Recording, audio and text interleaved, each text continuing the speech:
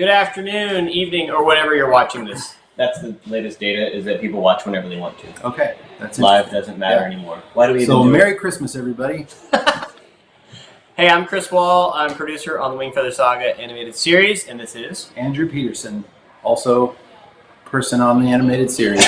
I'm the author of the books. The author of the books. And executive producer. And he's such a good dude.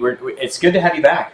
It's good to be You've back. been away for a bit. Tell us about your travels. We spent the summer over in the UK, partly for a kind of sabbatical and partly to do some concerts and speaking engagements. One of the coolest things that happened while I was there was I got to go to the publishing office in London for the UK edition of the Wingfeather Saga. So it was really fun. We got to go take a train into London, take the subway to I forget what part of town it was, but the offices are in this big ancient publishing building that overlooks the Thames. And I walked in and they had popped a bottle of champagne to celebrate the Wingfeather Saga's invasion into England, which was pretty cool. Really great people, and so that was a really fun thing. Did a lot of sketching while I was there. Hopefully fill in the brain with ideas for my next story, whatever that ends up. How interesting is it for Wingfeather Saga to kind of come back home, in just its ancestry of fantasy, written in the style of all these great It's pretty people. cool. It's funny because the C.S. Lewis, he's a big deal in America, and we're like, whoa, this is amazing. This is Oxford, or this is his house. And most Brits are like, who's that guy again? They're like, is he the guy that wrote Alice in Wonderland? And so, He did not. It's shocking. Yeah, it's shocking because as Americans, he had such a huge influence on so many imaginations like mine, especially the Christian imagination. And then to go there and realize that he's one of a zillion great writers. You know what I mean? And the culture there is just steeped in storytelling and poetry and all this kind of stuff. And so, I don't know. I feel like I was way more geeked out than anybody else. That's interesting. It's a funny thing, but it makes me super happy to know that the stories are kind of finding their way to people that far away from here. And yeah, like you said, it is most definitely the Wingfeather Saga wouldn't exist without the stories that those guys were writing. And they made their way across the ocean, and now we're invading again. We were talking yesterday about whether C.S. Lewis was aiming for 4-quadrant viewing, targeted audiences. Was he writing to how absurd some of the modern stuff that we do? That's never going to play. It's got to play for this. That's not how one. Yeah, it's true. Hey, and so we had a great summer. Our family. So some of you may find someplace on the internet at times photos of me as Scoutmaster Wall. In my scout uniform. He insists that we call him that around here. That's right. And so we had a great summer of scout adventures. We did a lot of camping and that kind of thing. All the while starting this production and adding team members. And so we're going to be introducing you to a lot of the team over the next couple of months. And we wanted to start today with kind of that process. And so we've got a really fun time here. We're going to introduce you to our art director and kind of what we've been doing on the visual design side. We're going to talk with one of our writers on the series and who actually worked on the short film back in the day. And then we're going to talk with Keith, who some of you have met before on these streams, about some of the really cool things that are happening in our animation tech. And trust me, it'll be really interesting. I think you're going to enjoy seeing that. So we've got a really cool little bit. So thanks for hanging with us. Okay, so let's dive in.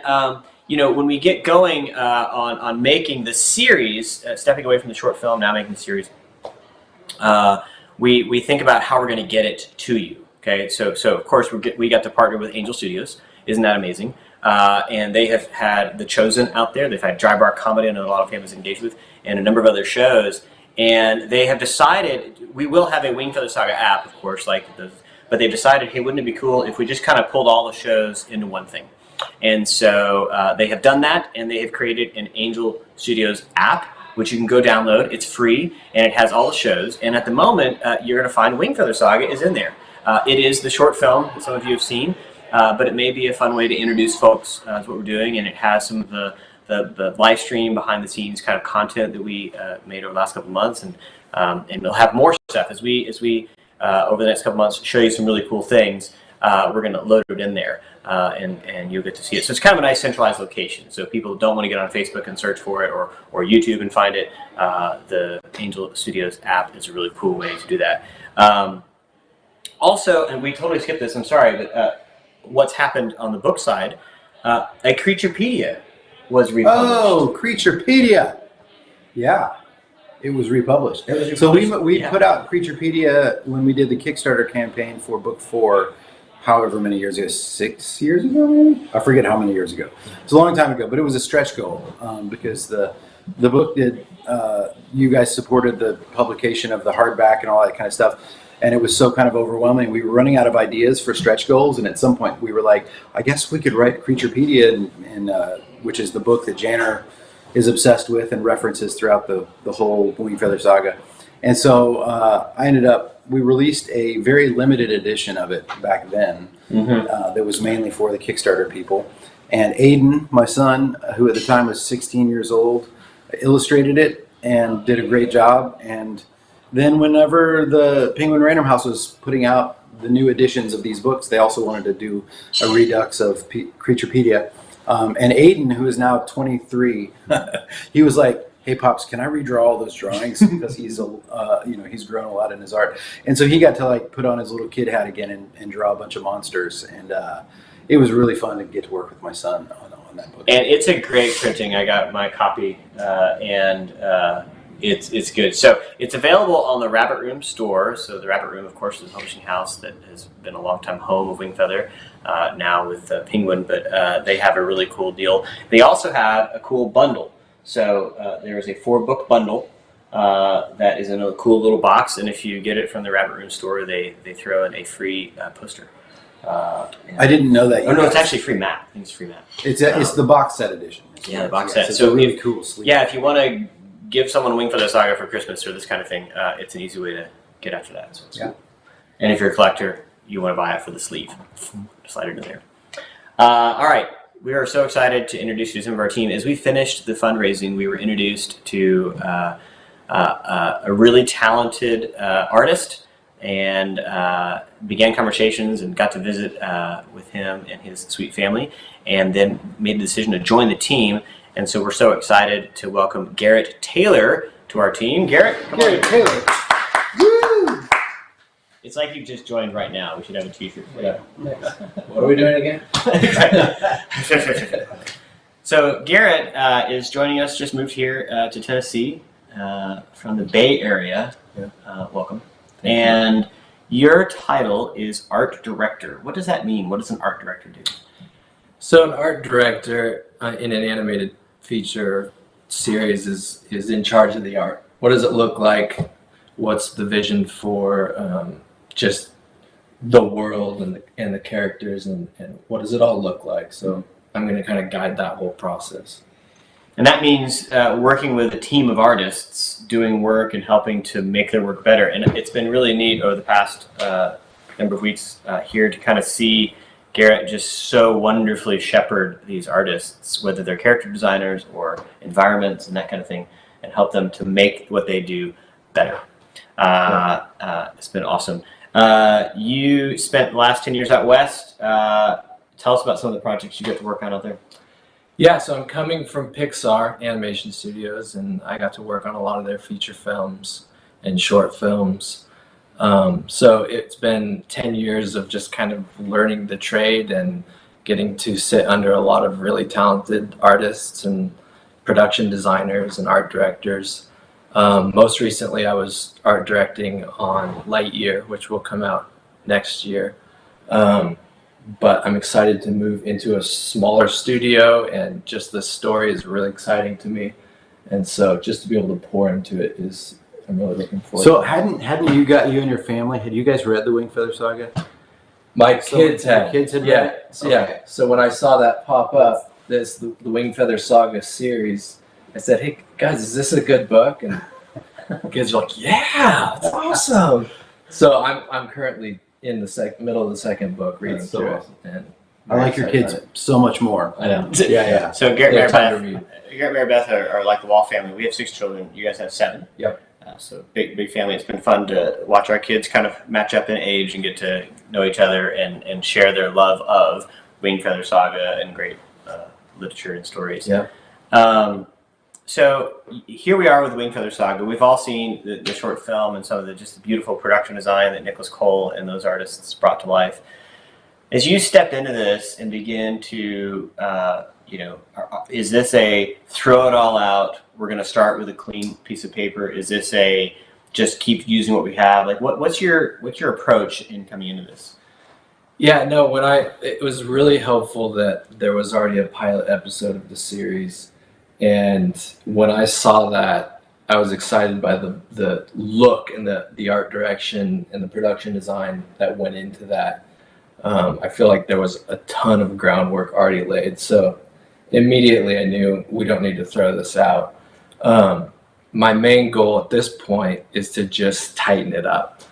I really think that there's areas especially in the backgrounds and some stuff with the characters to really just kind of push that look into a believable world. And that's been an area that you've had a fair amount of specific expertise is environments. I know when we first met, that was like, and environments in the world of animation, folks, is anything that's not a character or a prop or set pieces, which like a table or a chair, that kind of thing, is really the environment. Like what is the space that we're doing this in? And that's something that Garrett has a lot of expertise in. Is an area that we were really looking forward to building out as we build the full season. Yeah. As you and I know a lot of you are fans of Nicholas Cole, and he's a dear friend too. So Nicholas is still around and doing character designs. You'll see some of his stuff later. We're going to keep that secret for a little while. But Nicholas is continuing to contribute, and it's awesome.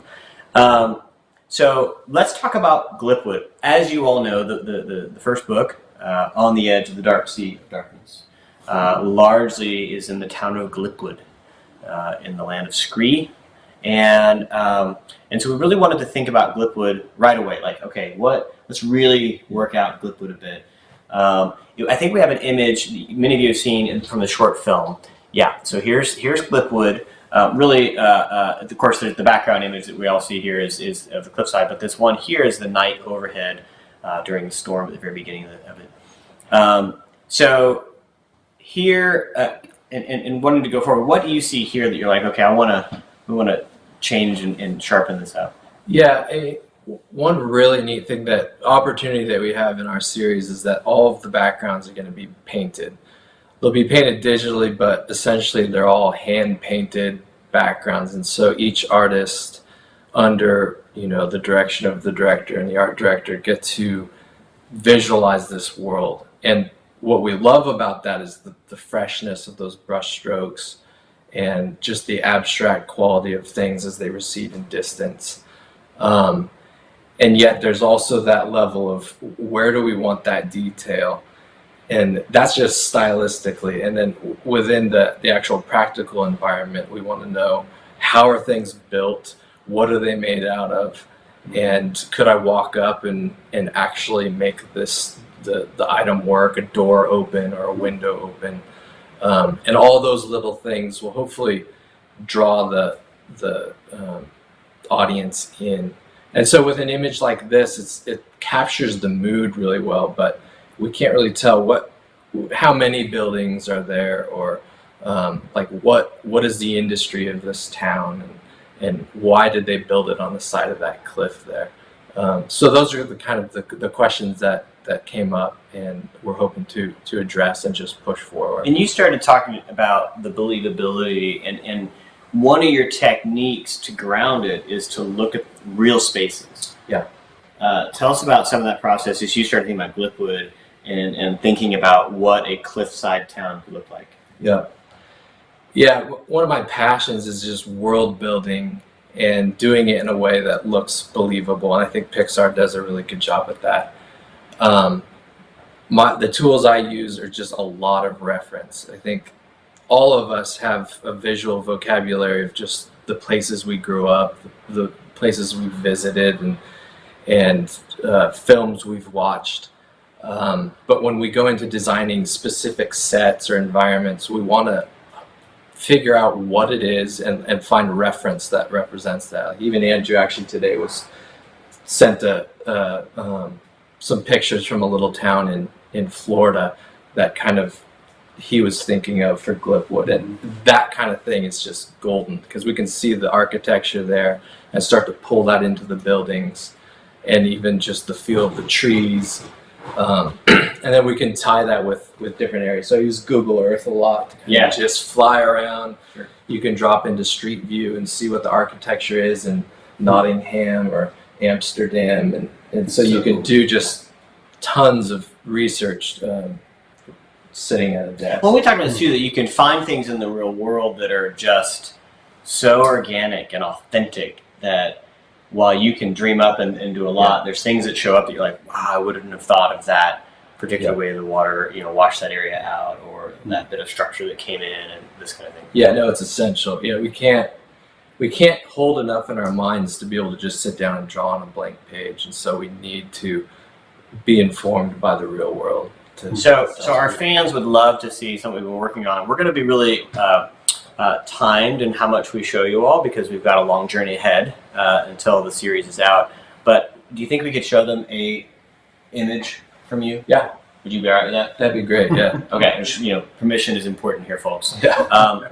So Garrett has done a concept piece similar to this, really defining Glipwood that we wanted to share with you, and there it is. There it is. So this is so much fun.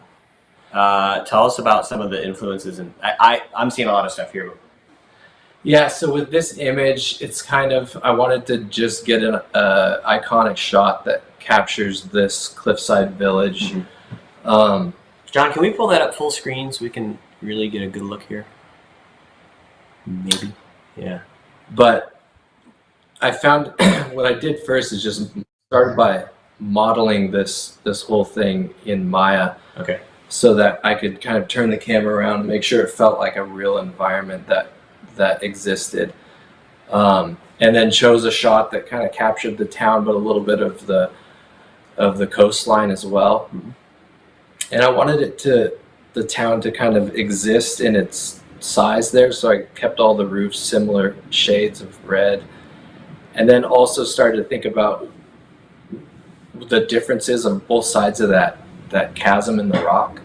So the side on the right, I was kind of visualizing as a fish market. Maybe there's some fish processing that's going on over there, and even putting in some nets that they're lowering off of that cliff face there, just to kind of speak to why they would have built this town right on the edge of the cliff. It's kind of has that fishing village vibe, and then just put in lots of thick atmosphere and kept that horizon up close to the top of the screen to kind of sell that oppression that this town is under occupation from the Fangs.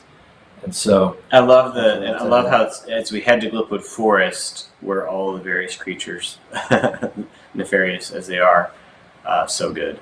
Yeah, it's beautiful. I like too the fact that one of the things we keep talking about in meetings is making it feel like it's a real world. Like we want it to feel to the viewer like people actually lived in this town. So that you've done a ton of thinking about like, oh well, the bridge would be here because this is the direction people would have come from. Or there's a wall here, so trying to not give it like a fairy tale vibe as much as it is like an earthy groundedness, right? Yeah, exactly.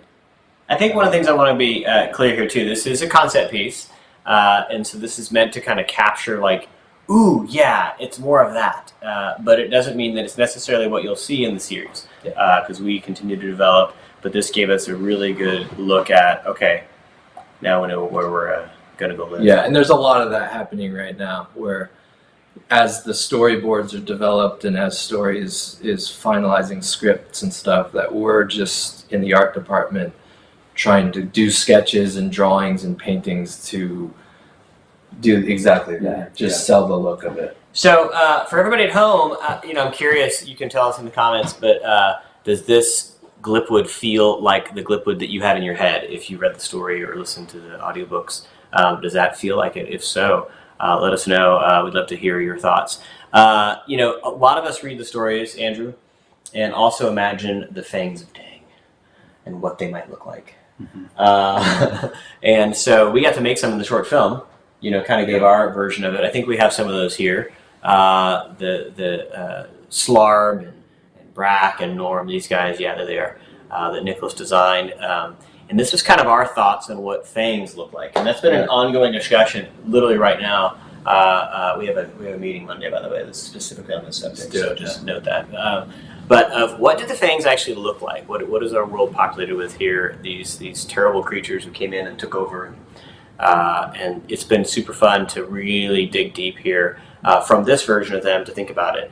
And so we thought it'd be kind of fun, our wonderful people who help out on social media, to give you some tools at home if you want to try to draw your own fang. Okay, so you see some of ours. And do you remember before Lord of the Rings came out, I think it was Joe Sutphin talked about this, that he frantically went and drew everything he could out of his mind from Lord of the Rings because he knew that once the film's released, it would crush his ability to imagine. Because it would be impermanent. Yeah. So we've done one. So we've got this up on the wingfeathersaga.com website. You can go find it. There's a link there, but you can probably find it.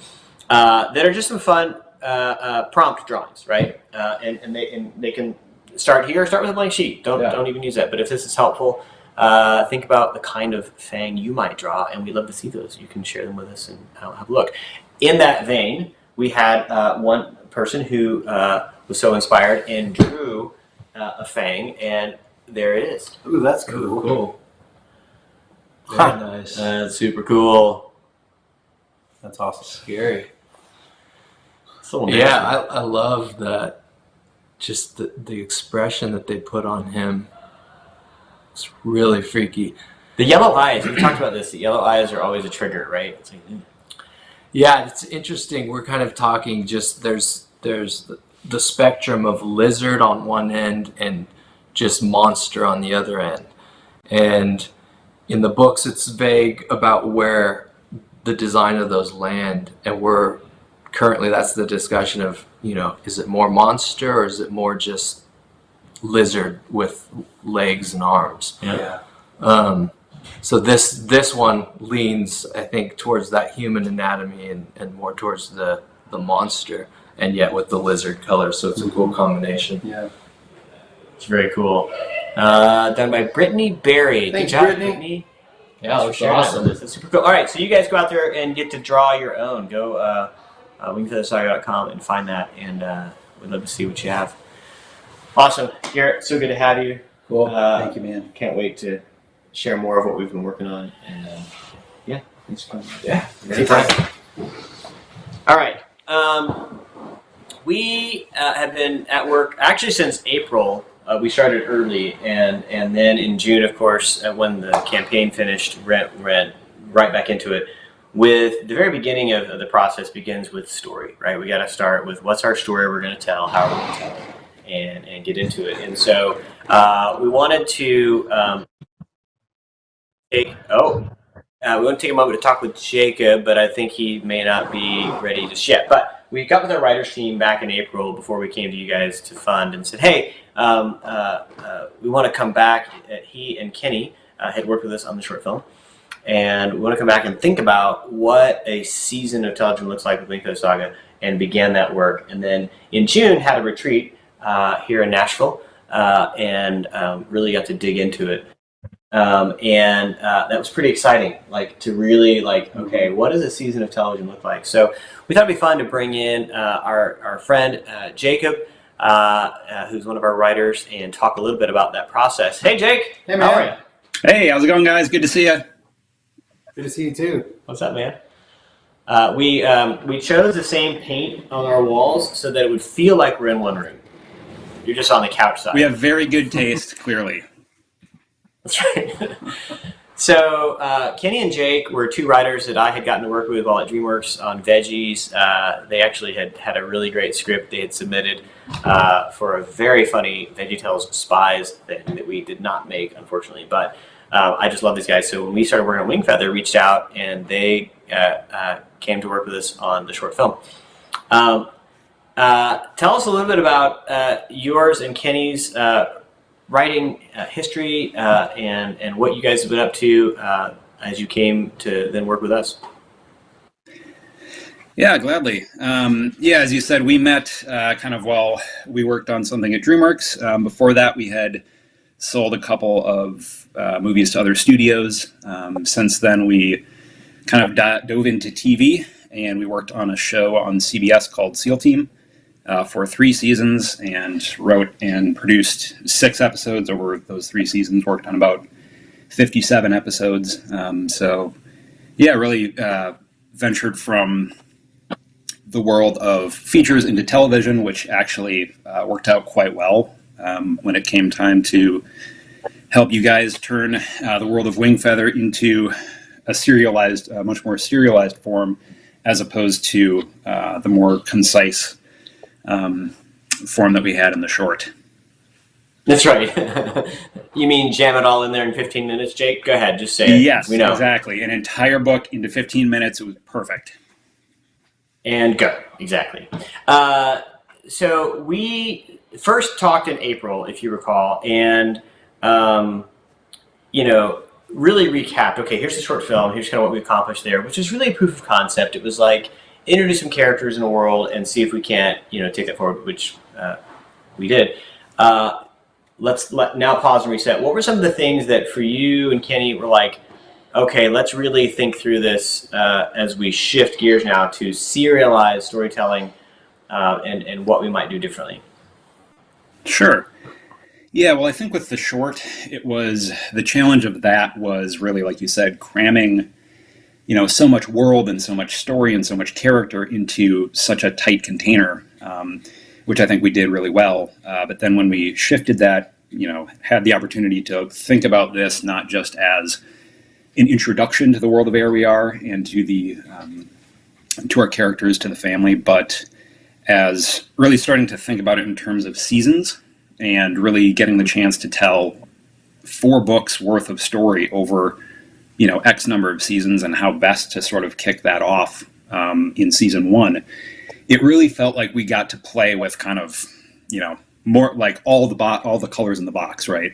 If we're thinking about this as a rainbow, we got to use all the colors this time, right? So a lot of the bigger movements of story that sort of take over after book 1 are things that, they come with bigger stakes. They come with kind of a darker tone sometimes. And the challenge, of course, was the introduction to the world of Aerwiar in the first book is pretty fun, relatively light. The tone is very, I don't want to say like, it's a little bit lighter than, of course, where the story actually ends up.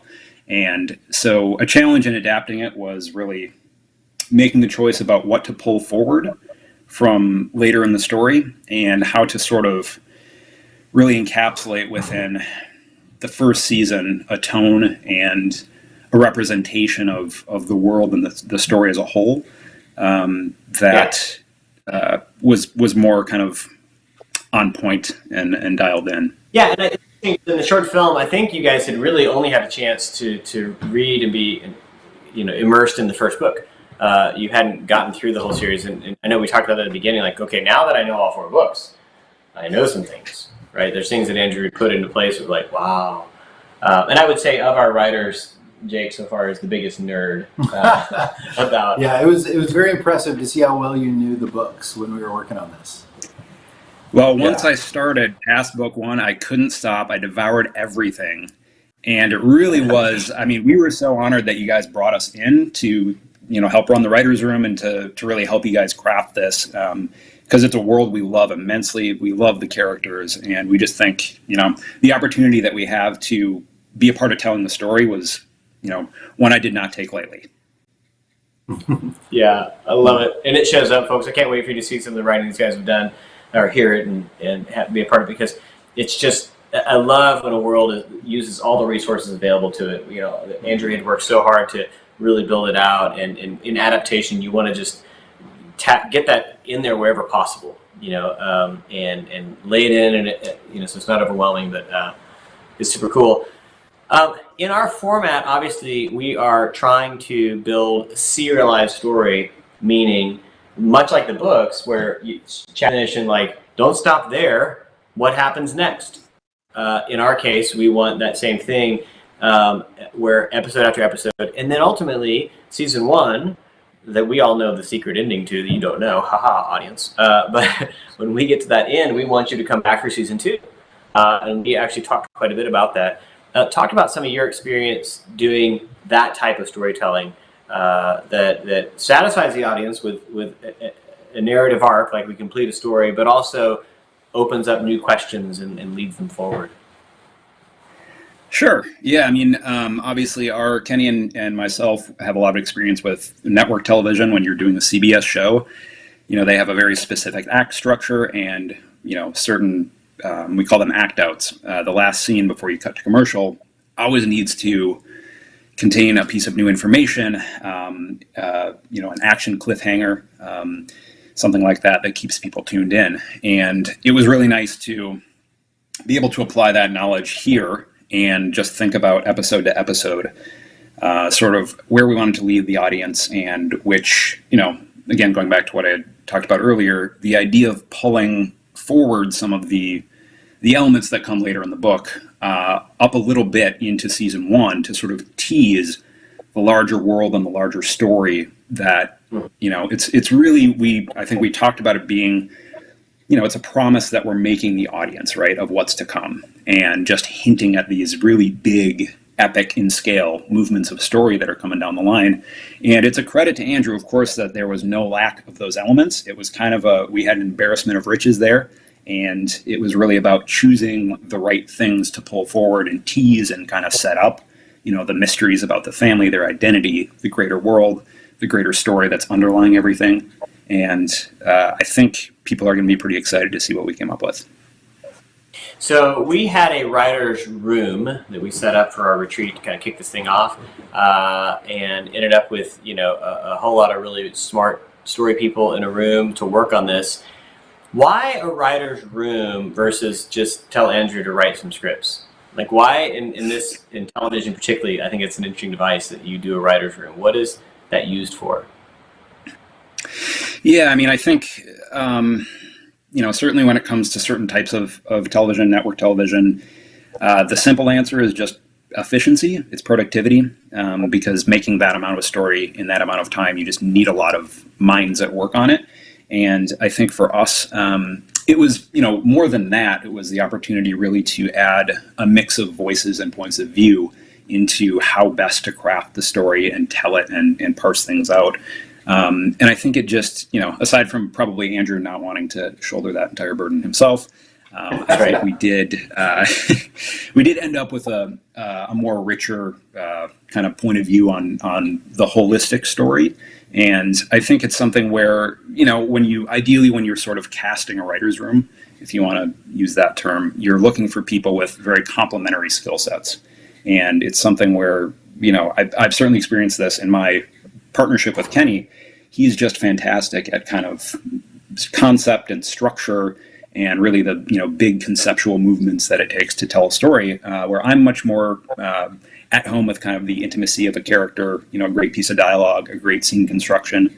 But together we, complement each other pretty well. So ideally you want the writer's room as a whole to function that way too, where everybody kind of brings their own talents to the table. And when you fit it all together, it, forms kind of this hive mind that is really complementary. That's great. Yeah. And so folks at home, we're going to do upcoming, we're going to do one of these live streams that will just have all of our writers in a room, so we can chat and you'll get to see the diverse viewpoints and things that they see, which is interesting. So there were troubles that emerged pretty quickly, and we'll get to tell you more about those later, but things like, hey, what is Lily doing in season 1? We know what she's doing later in the books, but in season 1, book 1 largely, what's she up to? Like, what's her wants? What's her needs? And it was questions that were hard to answer. And we ran into that with the Fangs. The Fangs have to have a want. What is that? Maggot loaf. Yes, and what else? There's nothing. No, that's it. And so working those things out, when you have a group of people all thinking about it, it's kind of delightful. Just to know all these people. It's really fun because they kind of poke holes in the story a little bit, Right. Like you take it's one that you can kind of gloss over stuff in a book, but once it's like, okay, no, we've got to make episode 1 through 6 or whatever. There's I wouldn't say plot holes, but just points where you're like, wow, I didn't really think about that, and it didn't really matter in a book. But as soon as it's a visual art form, its importance increases enough to where you've got to drill down into like, what is this person doing timeline wise? Exactly. Well, this is happening.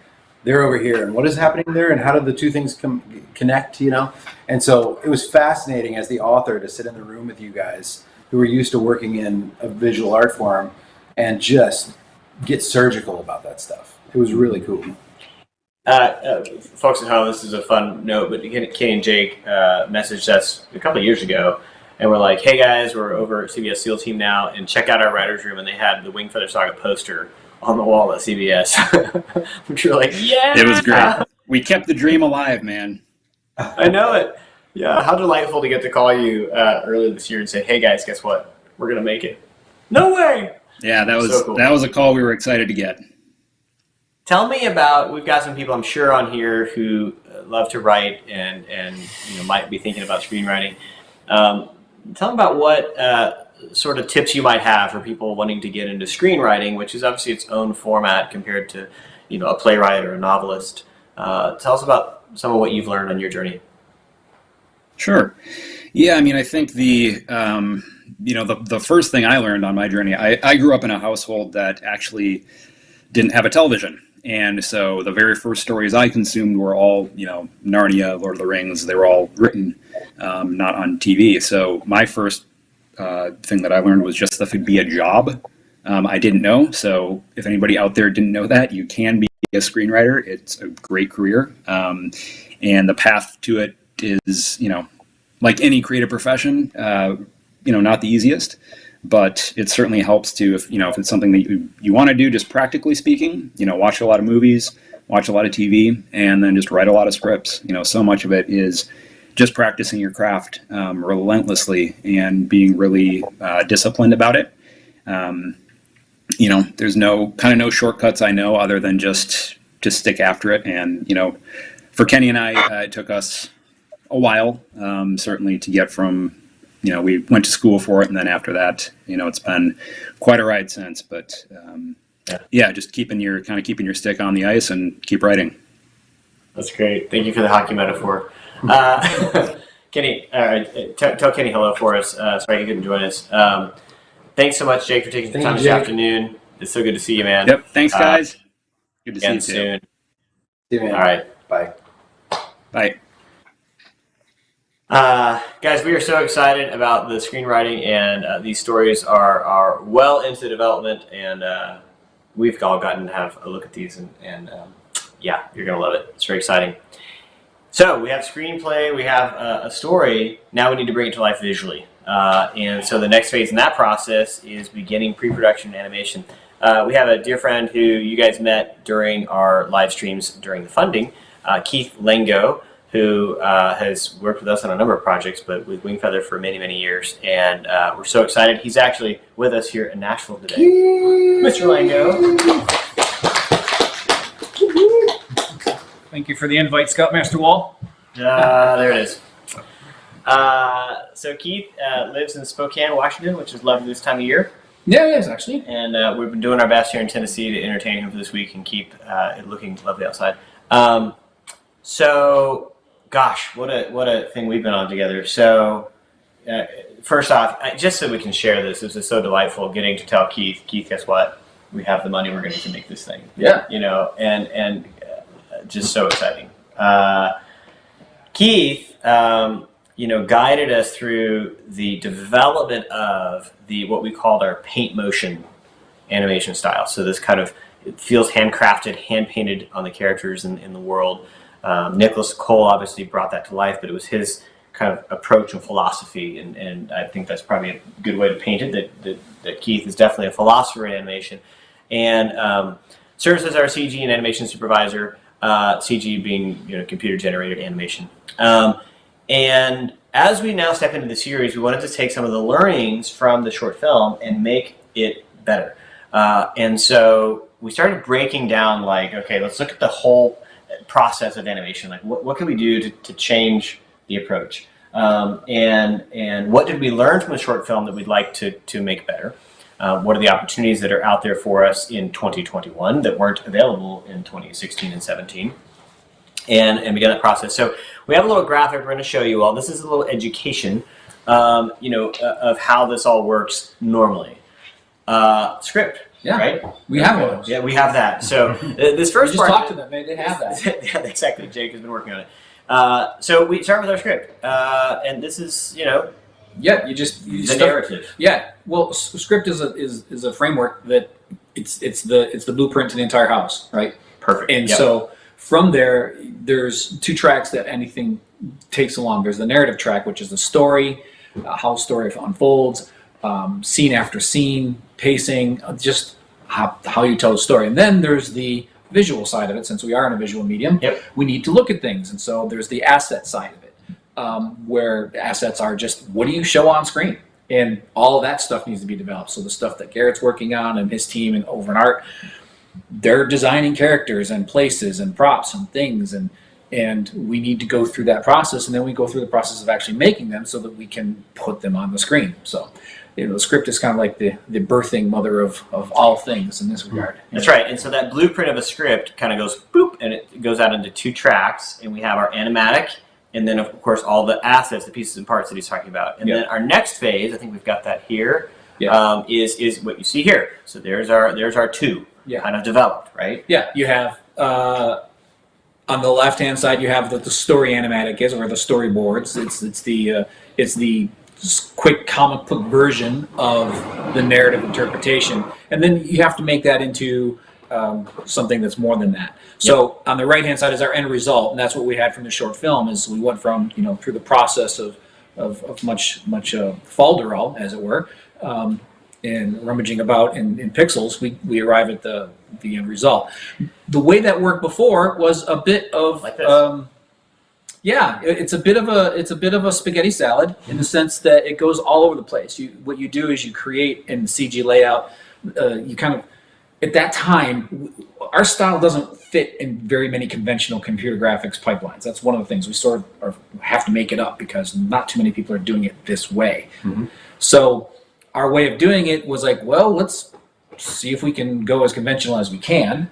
And so in layout, usually that's where you kind of have your first birthing of the thing in a new medium, which is this computer graphics medium. But then you have to explode it. You have to kind of tear it apart. You put cameras in, you put characters in there, but then you have to go, okay, you go animate, you go light them, you go do the backgrounds, you go make those models.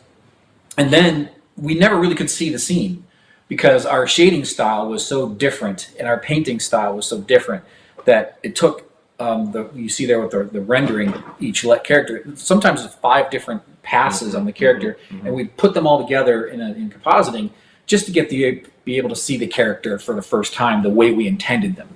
And unfortunately, it was towards the end of the project. So. That's right. So you would go, if we get to the storyboard part pretty fast, y'all. So we'd see the concept image like I showed you earlier with Garrett, like this beautiful painting. And then you'd have to tear it apart. Okay, well, that's where we want to go. Tear it all apart, do the schematics, do the scripting, all this stuff. And then you see the storyboarding there. And then it's weeks and months before we get to see the final image that you see there and go, do we like what we found? I've joked about this with friends that it's like an easy bake oven that you don't know till it's done, and then it's done. It's rendered, it's out, it's finished. To go back and remake is like tearing a house down and trying to start over. It's just it's really challenging. So 2021, new things were available to us. Yeah. So there's been a push in recent years for more use of real-time engines and real-time. It's often used in games. There's been some real-time rendering aspects that were available back in the short, but they were fairly immature technologies at the time. Not immature in the sense that they couldn't do it, but like people working in them hadn't really. A lot of the software developers who were making these things hadn't even considered the idea that someone outside of games would ever want to use this for things that are beyond just making game trailers or cinematics or something. And as time has gone by, we've seen more and more people kind of embrace this technology as a way of kind of either gaining more opportunities for iteration for better results or for streamlining their operation. Some people go at it from a cost savings point of view, but we look at it as more kicks at the can. Right. So our goal isn't necessarily to save money so much as it is, we want to be good stewards of what people have given to us, but at the same time, we want to be able to have, instead of working all this time and all this effort, and then we get to look at it and we can go, well, it's a little salty, but That's all we got. That's right. Yeah. Now we can kind of go and say, the soup's not done yet. We can keep working on it. So what this means, folks, is that basically we get to see what the final image might be that we get to share with you very early in the process. And that just tells us a lot. It means that guys like Garrett and the story department and others can look and go, okay, let's change. Let's a little too much salt, right? Let's add let's balance that out a little bit. Which for a young independent studio like ours, it gives us a better shot at success. One of the advances, so on the timeline of animation, you have television animation, which largely is you kind of get one shot. It's very much a factory, right? That everything you get one decision. So the script is like this, the animatic is like this, and it just stays linear. You don't get to rethink it. You may have heard on the feature side, I'm sure you probably have heard some stories, but in feature film, you often get a look at it and go, wow, that is not a good version. Can we go back and fix that? Yes, and you go back and you do it again. And you may remake your entire movie a couple times trying to find the best version of it, essentially in the schematics, right? Because you're doing, it's a lot of work, but it's in the schematics. You haven't poured any concrete yet, right? You haven't really done the expensive parts. Lots of blueprints. In our case, we want to be somewhere between. We want to use our budget that you guys are so gracious to help us with sensibly, but also not go so fast that we can't rethink a decision and make it better. Yeah. And so some of this new stuff gives us an opportunity. Now, Keith, these guys would love to see what that might look like. Can we share a little something with them? No, not at all. Please! Okay, sure. Thank you. So we have a little something we're going to show you here of what we've been working on. Okay. So this is coming out of some of our new process. This is Nia. Whoa, that's bridge. cool. And so this is kind of what it looks like inside of our engine. And this is in real time. We can actually, almost like a video game, play it. But we have our characters. And this is very much a test image. So this is not a, oh yeah, this is what it's going to be. This is to show you all, using actually some of the assets from the short film, how this can work. And so we've talked about that our show is CG and 2D. So CG being, it's like a modeled real dimensional object, and then 2D. And so you're seeing it here, right, where the environment, the world around is all 2D. So there she is, looking fantastic in this new thing. And there's so much here that we'll tell you more about later, but we wanted to give you all just a little teaser of what we've been heading into. Anything you want to comment on this part? Well, the funny thing is, this is something that Walt Disney came up with back in the 30s for Snow White. It's called multiplane. But back then, instead of having a computer or whatever, they just had literally just this big giant tower in a warehouse, and they had a camera at the top, and they just had layers of glass with painting on them. And they would move the camera down and pull the glass out of the way, and it looked like you're flying through the painting. We don't have to worry about cutting ourselves on the glass. But yeah, the nice thing about this, though, is the immediacy of it. This is, I built this today. I just took an old... Just earlier this afternoon. Yeah, like, because Chris is like, we got a live stream. I'm like, oh, we got a live stream. We got to show them stuff. So, but, we had this painting and the layers of this painting from the short film. And of course, we had the Nia asset, which we've since upgraded to our new shading system. And I thought, well, let's do a little test. And so I put this little test together, and I don't know, not too terribly long. Yeah. So, and folks, what this means is we're looking through the camera lens. This is not proxy. This is not having to do some of the layering, composite pieces. This is real time, and almost like you're playing a video game that we can actually get inside of. And we could, if she was set up, just drop some animation, import and put some animation. Just drop it right on, and she could just walk up and have a conversation right on the bridge in real time, like just play. Meaning real time, meaning I press play and you get to watch it. Not having to wait for a computer to render it and make it. Yeah, so we could, the Nia asset we got together, we finally upgraded her to our new system last week before.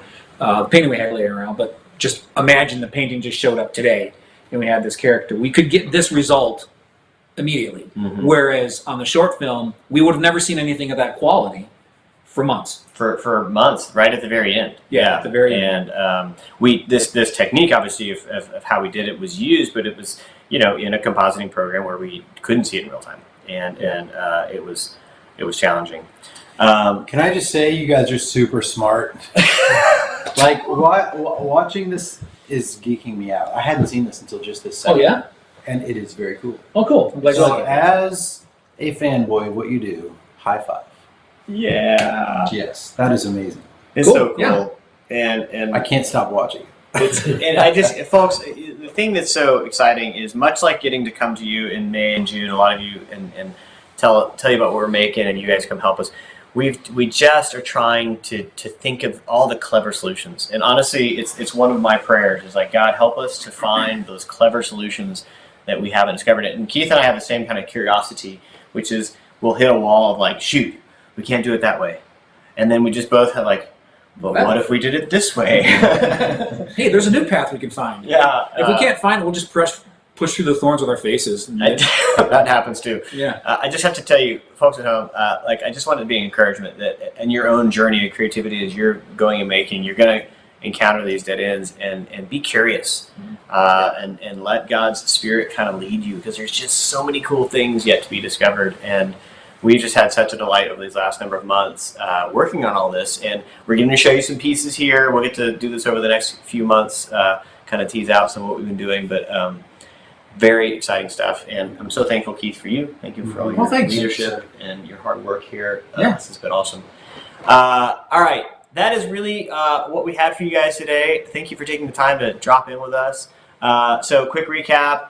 Creaturepedia is out in the world. We're so glad. You know, for a while there, it was kind of a collector's thing, and there were people selling it like on eBay for like $600. You know, Don't do that. don't do that. Don't do that. Because it was out of print. But it's in print again, and it's beautiful. And Aiden did a great job with it. And yeah, so go check that Aiden, out. whose birthday is today, by the way. Happy birthday, Aiden. Happy birthday, Aiden. And we're gonna come back to you very soon with some more stuff. But if you haven't read the Wingfeather Saga, go read it. It's a great series. We're going to be bringing it to life visually, but the books are awesome. And they're out there. You can go visit the Rabbit Room store. It's a great place to go find the books, and they will throw in a free map, I think, is what they're doing.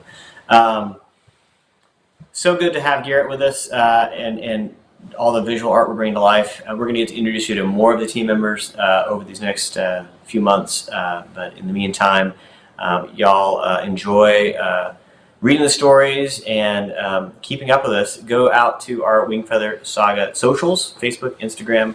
You can follow us there, and then wingfeathersaga.com if you want to help draw a fang. Imagine what a fang looks like. Super cool. So thanks for joining us today. Anything else? Thanks, everybody. No, I'm so thankful that we're getting to do this. Yeah. It's amazing. Thanks, y'all. Have a good rest of your day or evening or whatever time of day you're watching this. Merry Christmas. Merry Christmas. Happy New Year.